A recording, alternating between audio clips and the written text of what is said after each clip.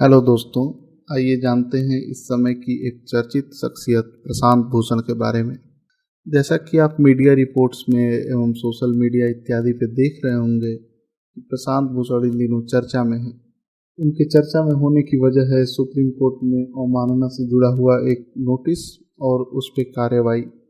तो आइए आज जानते हैं कि प्रशांत भूषण कौन है, उनका अतीत क्या है और इस समय उनके चर्चा में होने की वजह क्या है। सबसे पहले बात करते हैं प्रशांत भूषण के अतीत की। प्रशांत भूषण जो हैं वो भारत के जाने माने सुप्रीम कोर्ट के वकील शांति भूषण जी के सुपुत्र हैं। उनके सबसे छोटे बेटे हैं शांति भूषण, जो किसी ज़माने में इंदिरा गांधी के खिलाफ लड़े 1975 की इमरजेंसी में, और उन्होंने इंदिरा गांधी को इलाहाबाद हाई कोर्ट में हरा दिया। हराने के बाद जो जनता पार्टी की सरकार बनी उसमें शांति भूषण कानून मंत्री बने। उसी समय ठीक उसके आसपास के समय में जो प्रशांत भूषण थे वो अमेरिका पढ़ाई करने के लिए गए थे, साइंस की पढ़ाई करने के लिए, लेकिन उनका पढ़ाई में मन नहीं लगा और वो पढ़ाई बीच में छोड़कर भारत वापस आ गए। भारत आने के बाद वो जो मद्रास में एक प्रसिद्ध कॉलेज हुआ करता था आईआईटी मद्रास, वहाँ पर इंजीनियरिंग करने के लिए गए, लेकिन वहाँ भी वो दूसरे सेमेस्टर के बाद पढ़ाई छोड़कर वापस आ गए। अंतिम रूप से उन्होंने जो पढ़ाई की और जो डिग्री पूरी की वो एलएलबी की डिग्री थी और वो उन्होंने इलाहाबाद यूनिवर्सिटी से पूरी की। प्रशांत भूषण ने इलाहाबाद यूनिवर्सिटी से वकालत की डिग्री पूरी करने के बाद अपनी वकालत चालू कर दी। 1983 में उन्होंने पर्यावरण से संबंधित एक बहुत महत्वपूर्ण केस लड़ा और उस केस में उन्हें जीत हासिल हुई। उसके बाद वो जनहित मामलों के एक बड़े वकील के रूप में उभर कर सामने आए। उन्होंने जनता के जो मुद्दे थे, जनता से जुड़े हुए जो मुद्दे थे, उन तमाम मुद्दों पर केस लड़ा और उसमें जनता को राहत दिलाई। प्रशांत भूषण विशेष तौर पर पर्यावरण से जुड़े मामलों, गरीब शोषित लोगों, आदिवासियों से जुड़े मामलों, अल्पसंख्यक लोगों से जुड़े मामलों में मुख्य रूप से सक्रिय रहे हैं। प्रशांत भूषण स्वयं बताते हैं कि उन्होंने जितने भी केस लड़े हैं उसमें से 3/4 केस यानी कि 75% केस जनहित से जुड़े हुए हैं और उन्होंने उनमें एक भी पैसा नहीं लिया, यानी कि उन्होंने जो अपनी वकालत की है वो ज़्यादातर मामलों में मुफ्त में की। अब बात करते हैं 1989 की। बोफोर्स तोप घोटाले के साल प्रशांत भूषण ने इस केस को बहुत ज़ोर शोर से उठाया। बाद में उन्होंने इस पर एक किताब भी लिखी और इस मामले की वजह से जो राजीव गांधी की सरकार थी उसे हार का सामना करना पड़ा था। इसके बाद प्रशांत भूषण तमाम बड़े मुद्दों पर, तमाम बड़ी चीज़ों पर लड़ते रहे हैं। प्रशांत भूषण के खास सहयोगी रहे योगेंद्र यादव कहते हैं कि प्रशांत भूषण को किसी खास खांचे में या किसी खास सीमा में कैद नहीं किया जा सकता। वो बताते हैं कि प्रशांत जी कम से कम पिछले 4 दशक से जनता के हित के लिए लड़ते रहे हैं, चाहे सरकार किसी की क्यों न हो। तो प्रशांत भूषण यानी कि व्यवस्था के विरोधी व्यक्ति माने जाते हैं। किसी भी तरह की जो सरकार है उसके खिलाफ वो लड़ने के लिए जाने जाते हैं। अगर उनके निजी जीवन की बात करें तो उन्हें साइंस फिक्शन की किताबें पढ़ना पसंद है। वो कई किताबें खुद लिख भी चुके हैं। इसके अलावा उन्हें आर्ट में बहुत दिलचस्पी है। वो पेंटिंग्स को कलेक्ट करने का बहुत शौक़ रखते हैं।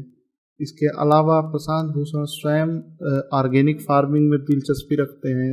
जो हिमाचल प्रदेश है उसमें शिमला के आसपास उनकी खुद की ज़मीन है और वहाँ पर वो खुद ऑर्गेनिक फार्मिंग करवाते हैं। तो ये तो हुई प्रशांत भूषण की निजी बात।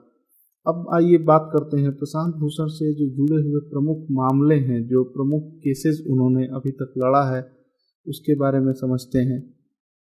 प्रशांत भूषण स्वयं ही बताते हैं कि वो 500 से ज़्यादा जनहित मामलों की, जो PIL होता है, पब्लिक इंटरेस्ट लिटिगेशन जिसे कहते हैं, वैसे 500 से ज़्यादा जनहित याचिकाओं की वो पैरवी कर चुके हैं। जो प्रमुख उनकी याचिकाएं हैं, जो प्रमुख उनकी केसेस हैं, उनके बारे में उन्होंने मनमोहन सिंह जी की सरकार जब थी पिछली बार, तो उन्होंने प्रसिद्ध 2G स्पेक्ट्रम आवंटन घोटाले पर सवाल उठाए थे, उसका केस लड़ा था। इसके अलावा कोयला घोटाले का सवाल उन्होंने उठाया था और उसका भी केस लड़ा था। जस्टिस लोया की मौत की जांच जो हुई थी और जो उस पर सवाल उठे थे उससे संबंधित सवाल पर भी उन्होंने केस लड़ा था। इसके अलावा उसके पहले की अगर हम बात करें तो जैसा कि मैंने बताया बोफोर्स, और अभी के समय में आरटीआई को कमज़ोर करने का जो सवाल उठा था, राफेल मामले में जो सवाल उठे थे, इन सब का केस प्रशांत भूषण ने लड़ा था। अब आइए जानते हैं कि प्रशांत भूषण इस समय चर्चा में क्यों है, ये पूरा मामला क्या है और इस मामले से जुड़ी हुई पूरी बात क्या है। प्रशांत भूषण का अभी जो मामला चल रहा है उसमें दरअसल सुप्रीम कोर्ट ने उन्हें अवमानना का दोषी माना है। कहने का अर्थ यह है कि उन्होंने सुप्रीम कोर्ट के जो आदेश हैं या सुप्रीम कोर्ट की जो गरिमा है उसको ठेस पहुंचाया है, उसकी अवमानना की है। इससे जुड़े हुए दो केस हैं। एक केस 2009 का है। आपको याद होगा कि तरुण तेजपाल की एक प्रसिद्ध मैगजीन हुआ करती थी तहलका, उसमें प्रशांत भूषण और तरुण तेजपाल ने मिलकर एक स्टोरी की थी जिसमें बताया गया था कि 50% से अधिक जो उच्च न्यायपालिका है यानी कि जो सुप्रीम कोर्ट और हाई कोर्ट है उसके जजेस जो हैं वो भ्रष्ट हैं। और प्रशांत भूषण ने कहा था कि वो आर्थिक भ्रष्टाचार की बात नहीं कर रहे हैं बल्कि नैतिक भ्रष्टाचार की बात कर रहे हैं। इसके 11 साल बाद यानी कि 2020 में प्रशांत भूषण पर उस केस को लेकर जो उस समय केस हुआ था अवमानना का, वो फिर से खुल गया है और जस्टिस अरुण मिश्रा उसकी सुनवाई कर रहे हैं। जैसा कि मैंने बताया इससे जुड़े दो मामले हैं। तो एक मामला ये हो गया 2009 का, दूसरा मामला अभी 2-3 महीने पहले का है जब प्रशांत भूषण ने जो इस समय के चीफ जस्टिस हैं उनके खिलाफ 2 ट्वीट किए थे ट्विटर पे। और एक ट्वीट में उन्होंने दिखाया था कि कैसे वो एक 30 या 50 लाख की मोटरसाइकिल चला रहे हैं।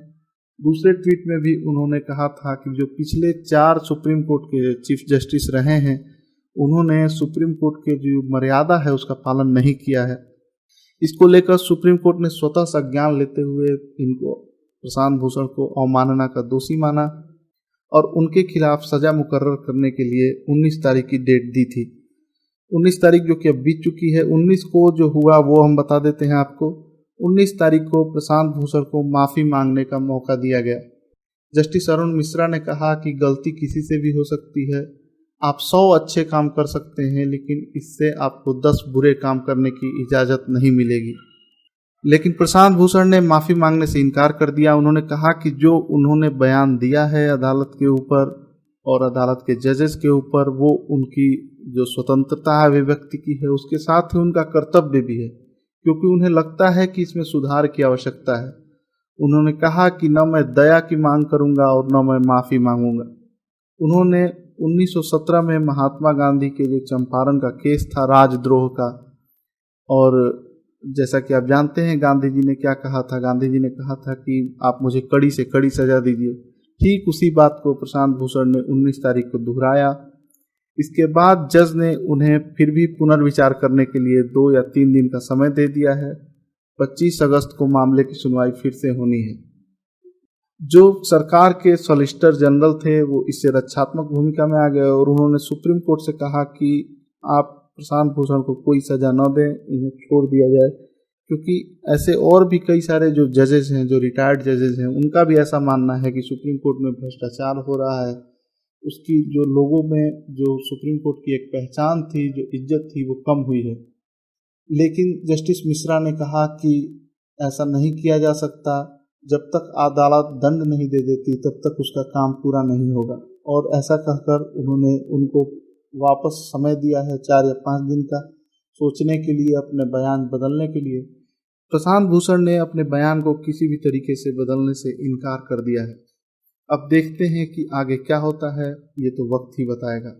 अब अगर बात करें प्रशांत भूषण से जुड़े हुए विवादों की, तो प्रशांत भूषण से कई सारे विवाद भी जुड़े हुए हैं।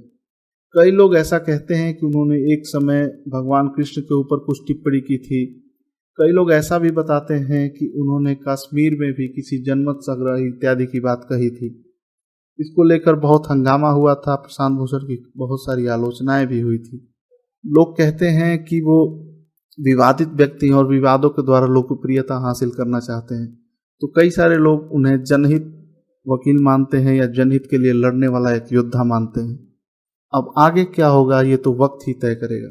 तो दोस्तों, ये थी प्रशांत भूषण की कहानी, उनसे जुड़ी हुई जो बातें। अगर आपको भी कोई नई बात पता हो, कुछ नया साझा करना चाहें तो कमेंट करके बताएं। आप सबको बहुत बहुत